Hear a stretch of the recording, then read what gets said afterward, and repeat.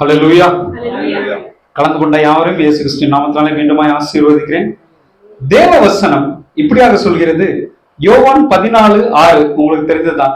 இயேசு நானே வழியும் சத்தியமும் ஜீவனுமாய் இருக்கிறேன் என்று. ஹல்லேலூயா. ஒரு விஷயம் கூட நம்ம தலைகளை தாழ்த்தலாம்.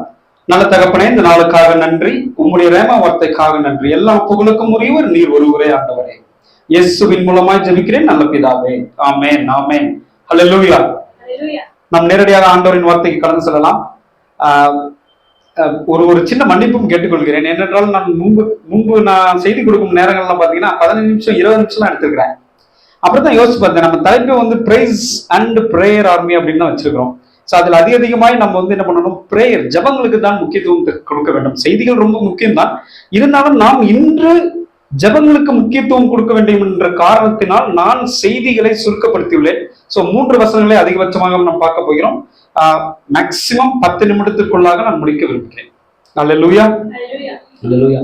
ஓகேங்க, இந்த மாசம் பார்த்துட்டேன், அழகழகா எல்லாம் ஒட்டிருக்கிறோம் நம்ம காட்ஸ் ஃப்ரீடம் அண்ட் ஃபேவர் அப்படின்ட்டு. ஓகேங்களா, நானும் அந்த மாதிரி ஒரு சீசனல் ஸ்பீக்கர் தான், இவாஞ்சலிஸ்ட்ன்றதுனால அந்தந்த மாசத்துக்கு என்ன தேவையோ அது மட்டுமே பேசுவோம். இன்று சுதந்திர மாசம். சரி, இன்னைக்கு இந்தியாவுக்கு சுதந்திர மாசம். ஆனால் நாம் அதை உண்மையில் ஆவிக்குரிய ரீதியில் சுதந்திரத்தை பெற்றோமா? சுதந்திரம் என்பது நம் சரீரத்திற்கு பெற்றிருக்கிறோம். ஓகே, யாரோ ஒருத்தர் நமக்கு என்ன பண்ணாங்க, போராடி, நம்மளுடைய தாத்தா பாட்டிகள் என்ன பண்ணாங்க, ரொம்ப போராடி உயிர் தியாகம் பண்ணி நமக்கு சுதந்திரத்தை பெற்றுக்கொண்டார்கள். ஆனால் நாம் அந்த சுதந்திரத்தை ஆவிக்குரிய ரீதியில் பெற்றிருக்கிறோமா? ஏனென்றால் சரீரம் ஒரு நாள் என்ன ஆயிடும், அழிந்துவிடும். ஆனால் நம்மளுடைய ஆவியோ அழியாது. ஆவிக்குரிய ரீதியில் நாம் சுதந்திரத்தை பெற்றோமானால் மட்டுமே நாம் எங்கே செல்ல முடியும்? பரலோகத்திற்கு செல்ல முடியும். பரதேசிக்கு சென்று பின்பு பரலோகத்திற்கு செல்ல முடியும். அதைத்தான் நாம் இன்று பார்க்க போகிறோம். ஓகேங்களா, இன்று உங்களோடு அதை நான் தேவ வசனத்தின் ஆதாரங்களை கொண்டு நாம் பார்க்க இருக்கிறோம்.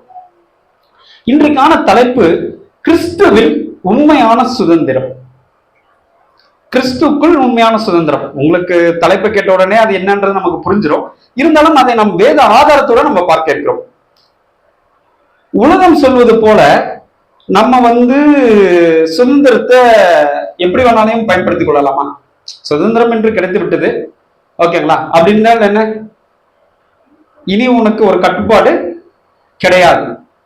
உன் இஷ்டம் போல் அல்லது உங்கள் இஷ்டம் போல் நீங்களே ஒரு என்ன பண்ணலாம், ஒரு கட்டளையை வகுத்து அதன்படி நீங்க என்ன பண்ணலாம், வாழ பழகிக் கொள்ளலாம்.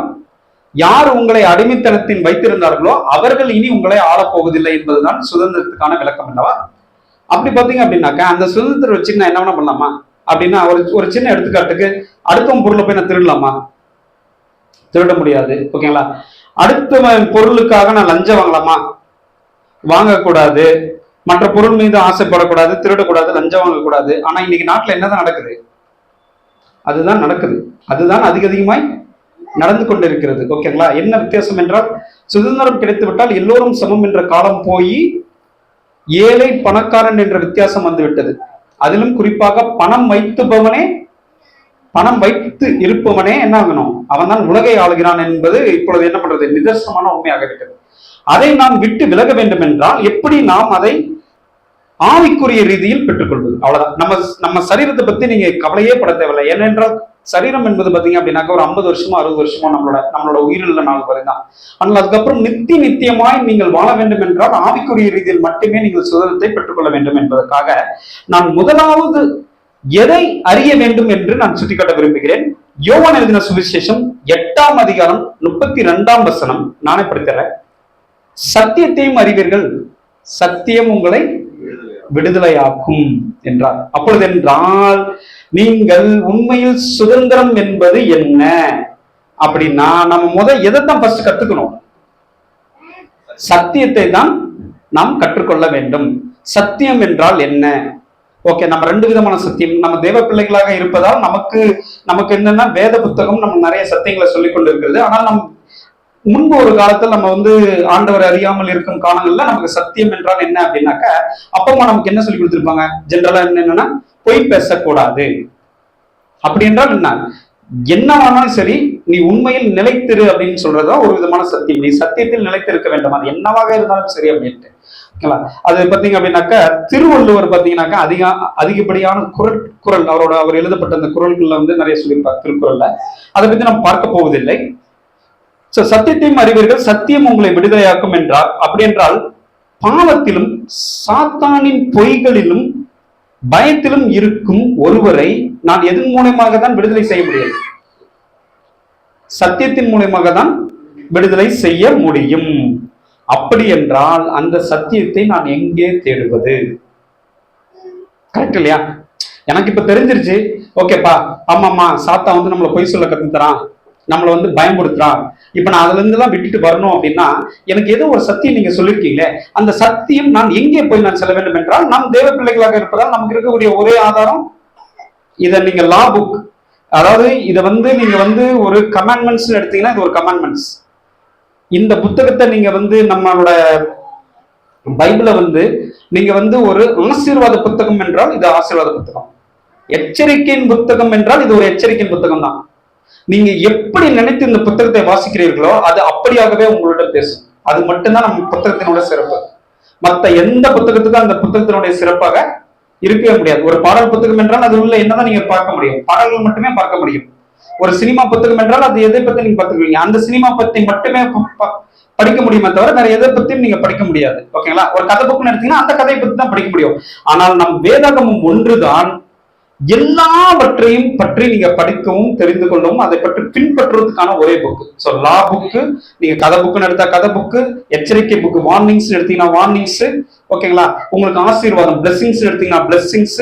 நீங்க எனக்கு வருங்காலத்துல என்ன நடக்க போகுதுன்னு ஒரு ப்ராஃபஸியா நான் தெரிஞ்சுக்கணும் அப்படின்னாலே இந்த புக்கை நீங்க படிச்சீங்கன்னாவே தெரியும். வருங்காலத்துல நமக்கு என்ன நடக்க போகுது, நமக்கு என்ன நடக்க போகுது, நம்ம குடும்பத்துக்கு என்ன நடக்க போகுதுன்றதை நீங்க ப்ராஃபஸியாவும் தெரிஞ்சுக்கலாம். சோ இந்த வேதாந்தத்தை கையில் எடுங்க. அந்த வேதாந்தப்படி நம்ம எடுக்கும்போது எங்கே விடுதலை இருக்கிறது என்று நம் 2வது வசனமாக 2 கொரிந்தியர் 3ஆம் அதிகாரம் 17ஆம் வசனத்தில் பார்க்க போகிறோம். கர்த்தரே ஆவியானவர், கர்த்தருடைய ஆவி எங்கேயோ அங்கே விடுதலையும் உண்டு அப்படின்றார். ஹல்லேலூயா.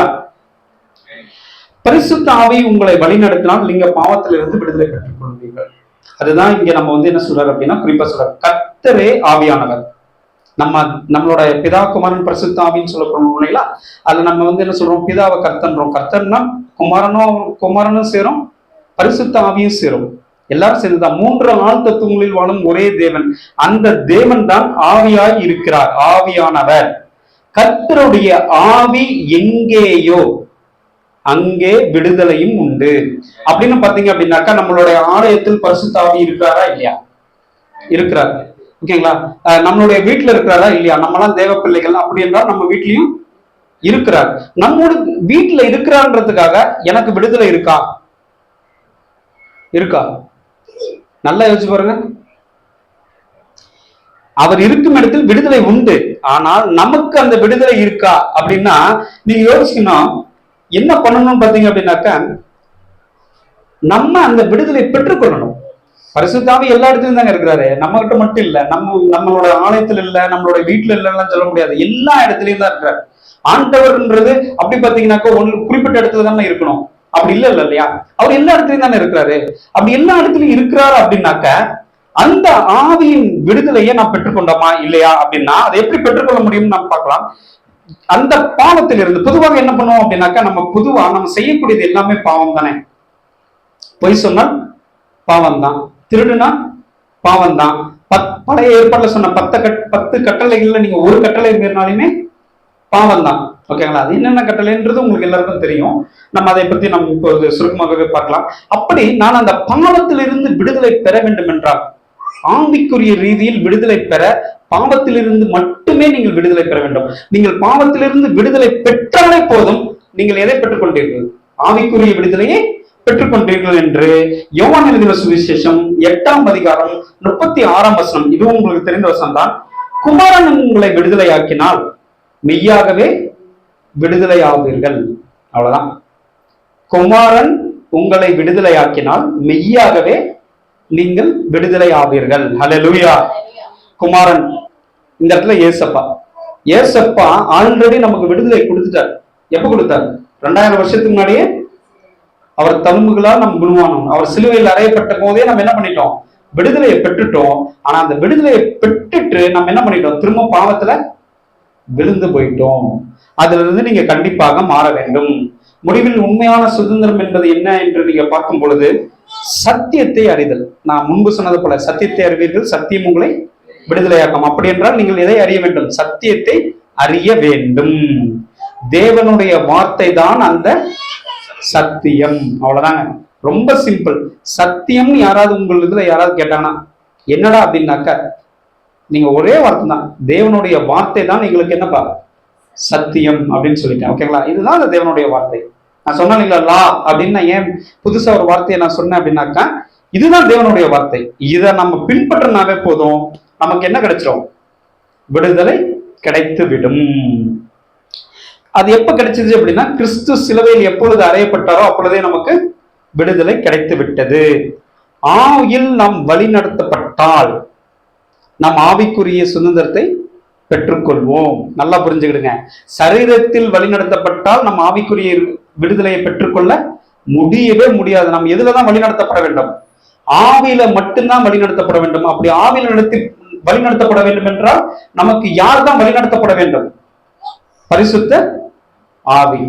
பரிசுத்த ஆவியானவர்களால் மட்டும்தான். அதையும் தான் நம்ம முன்னாடி ஒரு வசனத்தால் நாம் பார்த்தோம். கர்த்தரே ஆவியானவர் அப்படின்னு நான் பார்த்தோம் இல்லைங்களா?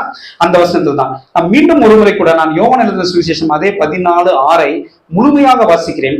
இயேசு நானே வழியும் சத்தியமும் ஜீவனுமாய் இருக்கிறார். நானே வழியும் சத்தியமும் ஜீவனுமாய் இருக்கிறார். என்னையே அல்லாமல் ஒருவனும் பிதாவின் இடத்தில் வரான் அப்படின்னு சொல்றாரு. நல்லா புரிஞ்சுக்கிடுங்க. அவருதான் நம்மளுடைய வாழ்க்கைக்கு வழியும் சத்தியமும் ஜீவனுமா இருக்கிறார். அப்படி என்றால் ஆவிக்குரிய ரீதியில் நான் வளர வேண்டும் என்றாலும் நீங்கள் யாரை தான் பின்பற்ற வேண்டும்? இயேசு சொன்ன போதனைகள் மட்டுமே நீங்கள் பின்பற்ற வேண்டும். சரீரத்தில் நான் சுத்தமாக வேண்டும் என்றாலும் நீங்கள் யாரைத்தான் பின்பற்ற வேண்டும்? இயேசுவை மட்டுமே நீங்கள் பின்பற்ற வேண்டும். ஏனென்றால் இயேசுவின் ரத்தத்தால் மட்டுமே நாம் கழுவப்பட வேண்டும். இயேசுவின் ரத்தம் ஜெயம் என்று சொல்கிறோம் அல்லவா? அப்படி நீங்கள் இயேசுவின் ரத்தத்தால் கழுவப்பட்டால் மட்டுமே நீங்கள் சுத்தமாவீர்கள் உங்கள் சரீரத்தை. இயேசு ஆவியாய் இருக்கிறார். ஏனென்றால் அவர் ஒரு கர்த்தர். யாவே எக்வே YHWH அப்படின்னு சொல்றாங்க இல்லைங்களா? அது போலதான். அப்படி நீங்க இருங்க. ஆவிக்குரிய ரீதியில நீங்க சுதந்திரத்தை பெற்றுக்கொள்ளுங்க. நீங்க பெற்றுக்கொள்ள வேண்டும் என்றது என்னோட ஆசை. நானும் உங்களோட சேர்ந்துதான் அதை பெற்றுக்கொள்ள போகிறேன்.